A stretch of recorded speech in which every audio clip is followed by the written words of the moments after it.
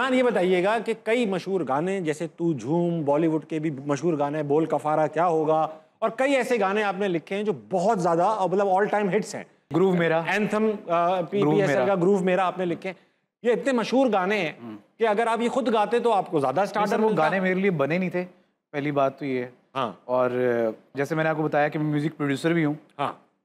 तो मेरा बहुत ज़्यादा फोकस था पहले हाँ। प्रोडक्शन की तरफ, म्यूजिक प्रोडक्शन की तरफ, तो उस वजह से प्रोडक्शन में ज़्यादा बिजी था मैं। गाना बेहतर महसूस करते हैं या पीछे काम करना? नहीं, पहले मामला कुछ और थे, क्योंकि उस तरह से पहचान नहीं मिलती थी आर्टिस्ट को, पैसे कमाने का जरिए कम थे। अब नहीं, सिर्फ कॉन्सर्ट से पहले तो कॉन्सर्ट से हम लोग कमा रहे थे, तो लेकिन ऑब्वियसली आप उस चीज़ पे इन्वेस्ट करते हो जहाँ से आप पैसा रिकवर कर सको। तो वीडियोस पे बिला वजह महंगा पैसा लगाना और अपने गाने लॉन्च करना, शौक उस तरह से शौक नहीं था।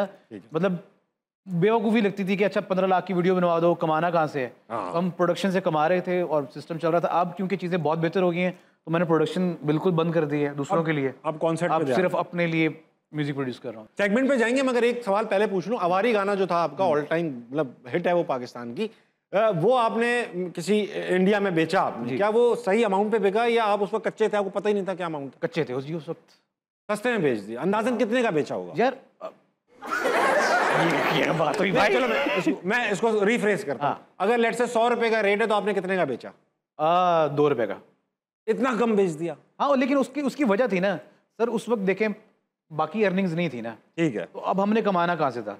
कॉन्सर्ट्स थे बॉलीवुड में। अच्छा, अक्सर लोग कहते हैं जी बॉलीवुड में क्यों जाते हो, बॉलीवुड में क्यों जाते हो? बॉलीवुड में भाई इसलिए जाते हैं कि वहाँ 1.5 अरब की आबादी है। ठीक है। और वहाँ जब गाना जाता है तो गाना बहुत सारी दुनिया में पूरी दुनिया में पहुंचता है, और मुल्कों में पहुंचता है, और दूसरी दुनिया में पहुंचता है। उसके बाद आप अपने सेलिब्रिटीज को मानते हो। हमारे पाकिस्तान में हमारी आबादी कम है, हमारी उस तरह आर्टिस्ट की पॉपुलैरिटी नहीं हो सकती। तो एक विंडो है, वो इंडिया है, क्योंकि हम एक लैंग्वेज है हमारी, तो वो विंडो बनती है बेसिकली आर्टिस्ट को पॉपुलर करने का रीज़न।